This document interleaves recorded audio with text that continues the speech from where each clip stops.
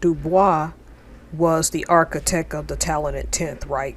This ideal that 10% of the race was going to save the other 90% within the United States, and that the best leaders are made by their men, correct? Okay, that's what he believed back in the late 1800s, early 1900s. This was his argument against pacification in comparison to Booker T. Washington. So I'm going to read you some things from this speech, and I'll start with this one. Beware Africa. America bargains for your soul. America would have you believe that they freed your grandchildren. That Afro-Americans are full American citizens, treated like equals, paid fair wages as workers, promoted for desert, and free to learn and travel across the world. Okay, this is not true.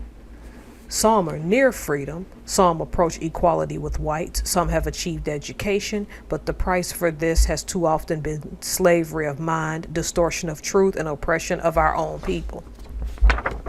Of 18 million Afro-Americans, 12 million are still second-class citizens of the United States, serfs in farming, low-paid laborers in industry, and repressed members of union labor. Most American Negroes do not vote. Even the rising 6 million are liable to insult and discrimination at any time. That's one. Keep that in mind, because that one's powerful. Here's the second. Government is for the people's progress and not for the comfort of an aristocracy. The object of industry is the welfare of the workers and not the wealth of the owners. The object of civilization is the cultural progress of the mass of workers and not merely an intellectual elite.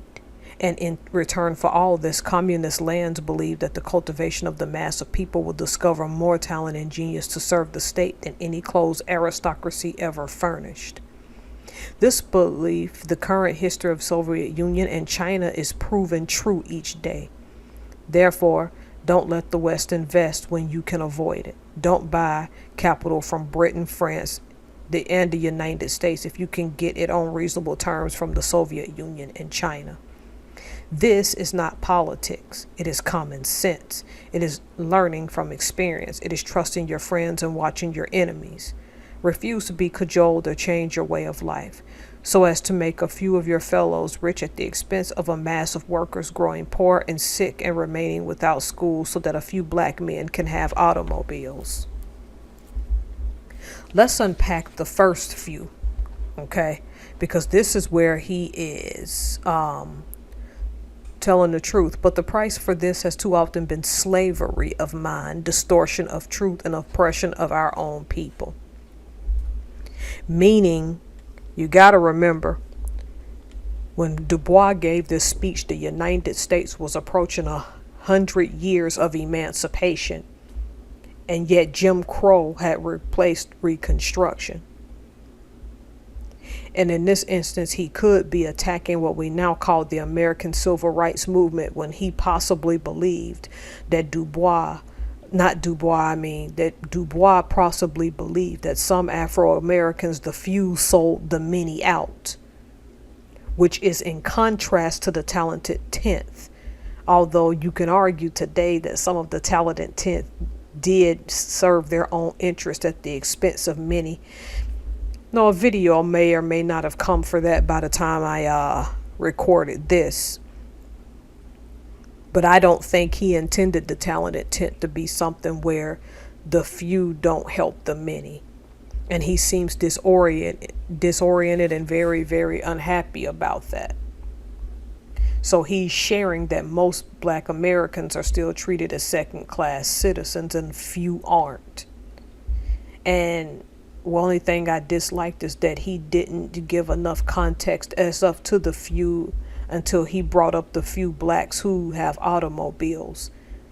And I think what he's low-key hinting at is that there was a very few that sold out the many to live a life of luxury at the expense of their own people instead of seeing them progress as a people. And he's directing this speech at Africa to say, look at your black American counterparts and look how bad they have failed. Don't be them. Don't become them. And this is interesting coming from a black man. And the reason this is interesting coming from a black man is because if you are telling Africans to not look to them, then we look today and we see that lots of Africans that come over want nothing to do with African Americans.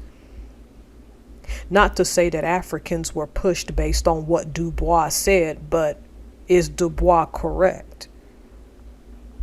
Did the few turn on the many? I would argue, though I am not a Dubois fan of his atheism and things like that, I would say Dubois is correct about that.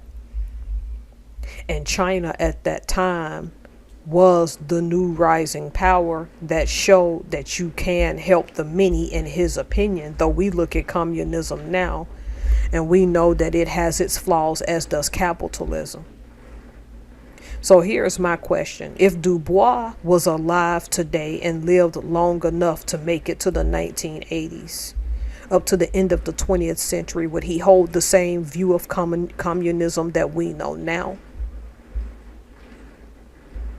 That I took a long pause there, and there was a reason for that, because I want people to contemplate that communism in itself is not a proven system, but in Dubois' time, he felt as if it was, because the Chinese moved to the beat of their own drum, and so did the Soviets. Because there was a time when America was preaching democracy and peace while still degrading black Americans and, to a larger extent, peoples called Asian Americans. You got to remember, like the Japanese internment camps, they took their land and told people of Japanese heritage that they had to go into internment. These things had already happened by the time Dubois gave this speech. And so in his sense, he said America is not entitled to give an opinion about that. I want you to contemplate that question. Would Dubois have the same have changed his tune had he lived to see what communism has really become?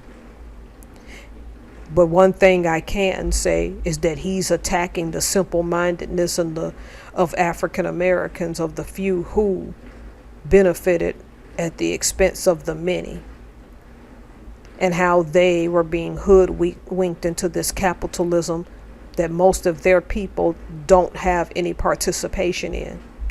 All right. Thank you all for listening. Have a good one.